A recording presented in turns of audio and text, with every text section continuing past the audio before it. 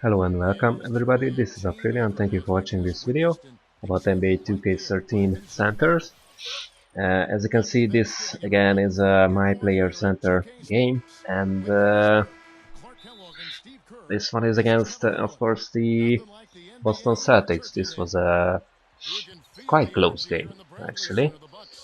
And just on a side note, if you remember in my very last video about Alonso Mourning, I said that even though I had nice matches with him, player of the game and a few blocks and everything, I didn't really think I could uh, capture his spirit in a match. Now, in this one, I believe that this, even though I missed this jump shot, this one was more kind of like a tribute to Alonso Mourning. So my performance in this one was to my liking, and I hope that Alonso Mourning would have liked this one. Let's put it this way. First of all, with an in-your-face slam over Kevin Garnett. While this match is playing in the background, just a few recent news about the NBA, about the two teams playing this match, so the Celtics and the Bucks. First of all, about the Celtics, this rumor has already been denied that they wanted to kind of trade Doc Rivers and Kevin Garnett to the Clippers for DeAndre Jordan, and as it turned out to be, they wanted 2 additional first-round picks for him. So DeAndre Jordan and 2 first-round picks, and the Clippers only wanted to give Jordan and 1 pick. So the trade or the deal seems to be dead, as Danny Ainge put it. Danny Ainge from the Celtics. So that's one of the things. And just check out Moute. I really like his name. And now that block number 1, by the way. Now that Don Levy is not playing for our team in the second season, Mbah, well, I like his name, but I cannot really pronounce it. Is really stepping up, and you will see in this match. I try to include a few highlights from him. I really like what he's doing. So back to the other rumor is that Monte Ellis might opt out from his in real life from his yes. Now it was Sanders. Sorry. Sanders is stepping up, now that I mention it. So, back to reality, Monte Ellis might opt out from his contract with the Bucks, which is like a tragedy. So, who will I be playing with? Block number 2. So, who will be the other star on my team in 2K14? So, I don't know. I hope.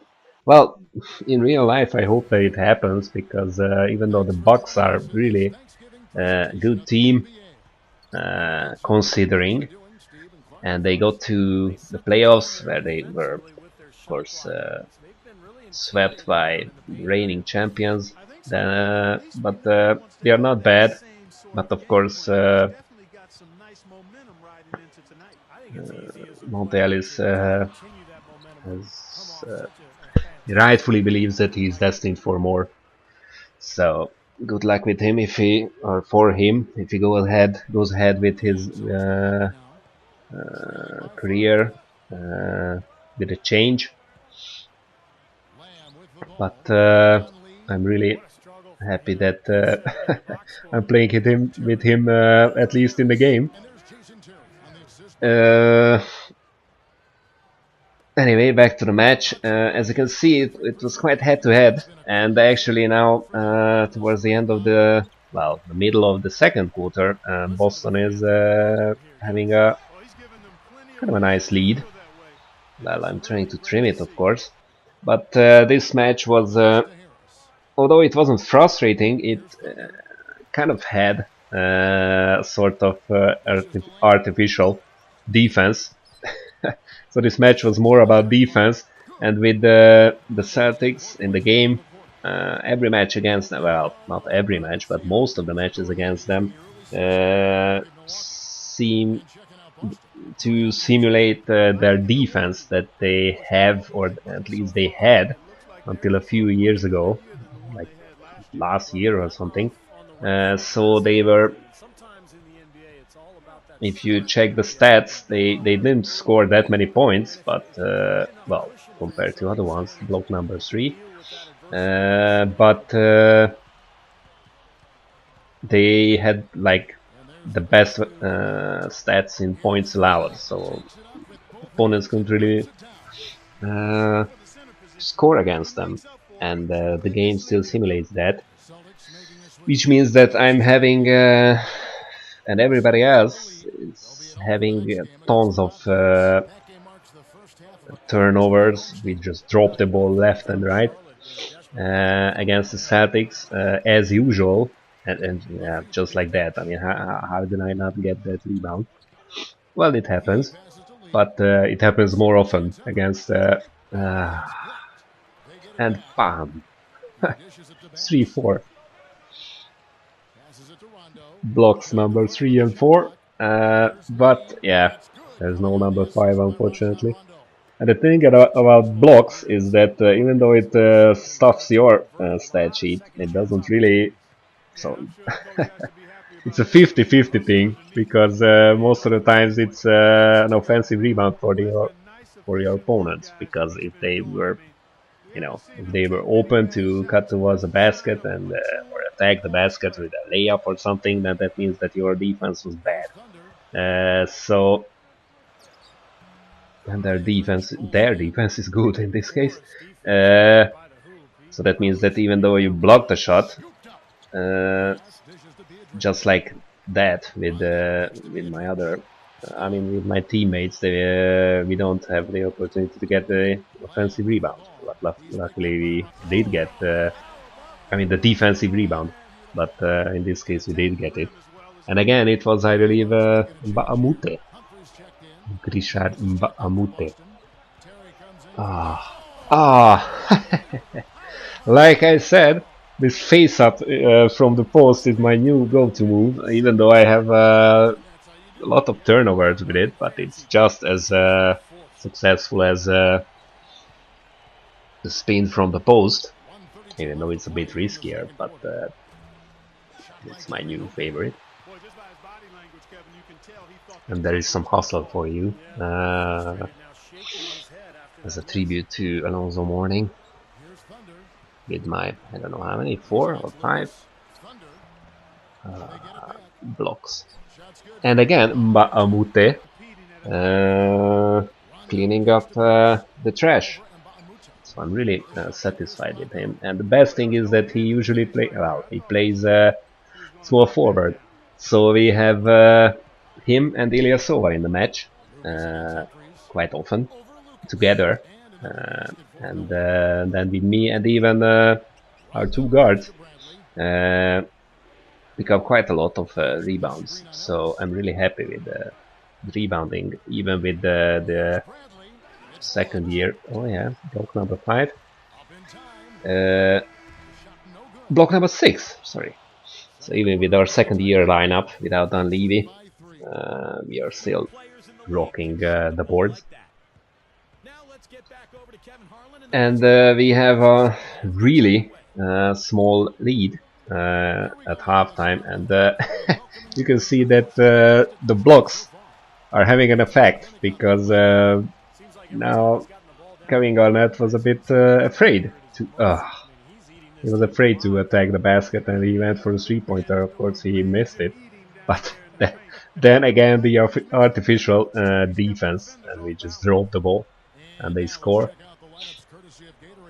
But the other thing is that even on our fast break, well, yeah, again dropping the ball. So on the fast break, Well, not this one, because this was an undefendable score, but on fast break moves, usually what happens is that your teammates basically get out of the way of the opponent when they were supposed to be defending. Well, this is how you do a mid-range shot. Unlike this one, so Moute was starting out cold in the second quarter.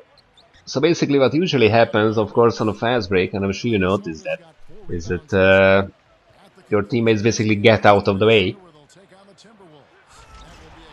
Oh yes, time to basically build a bit of a lead. But on a fast break with the Bucks, we are actually quite successful in stopping them. So again, that's something that I'm really happy for. And again, Moute picking up the trash this time, picking up the trash of the other trash man, Ilyasova. So both of them are like, they don't really have that many points, or they are not spectacular. Well, Moute already had a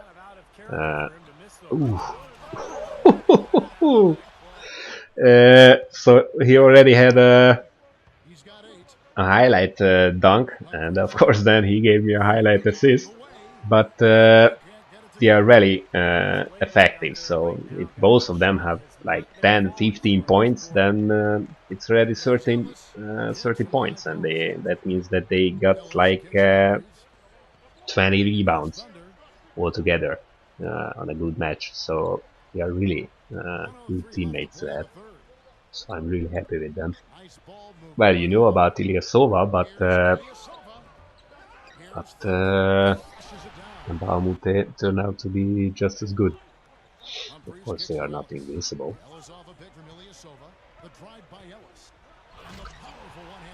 And Montreal is starting to wake up at the end of the third quarter. And bam, again, some bit of artificial defense or difficulty. Wow, why did I miss that? Anyway.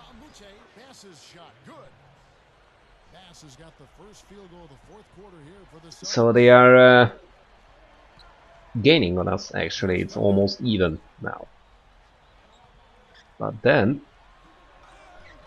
they just check me out. I mean, I'm celebrating even though even though the ball was not in the net yet. But yeah. And again, Mbah Moute.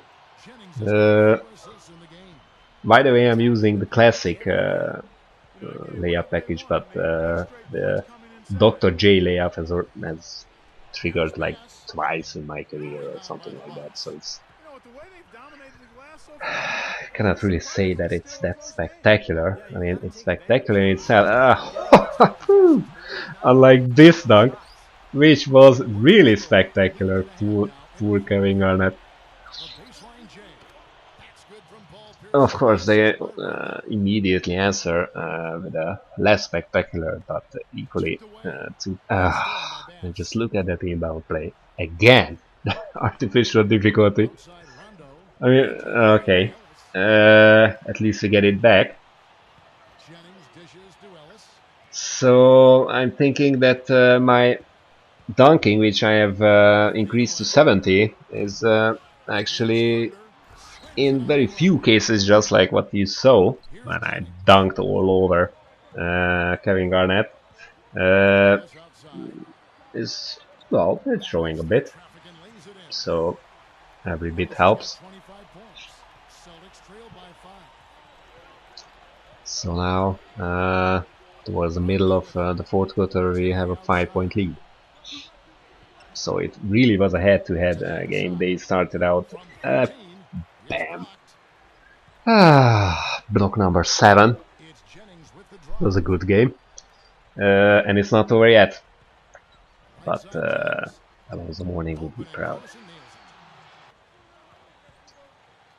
So it was a close game, or it is a close game. They had the lead at the beginning, and now we seem to have the lead, and it's time for me to help out Moute, who will, with his closer, who will really switch into high gear in the fourth quarter, but maybe I can help him out a bit, just like that. The usual almost guaranteed points, well, apart from the one that I just missed a few seconds ago, and it's definitely more guaranteed than this one. I mean, oh, I should have made that spin layup actually, but okay.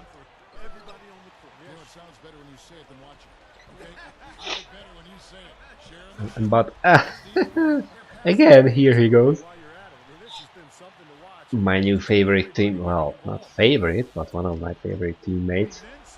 Well, every teammate is my favorite.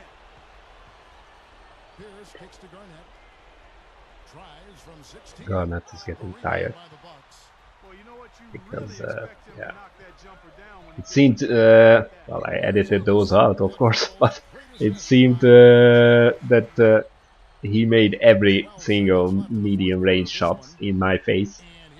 But actually, and look at that, Harry Potter is playing for us. I don't know who that is, but we finally get the win.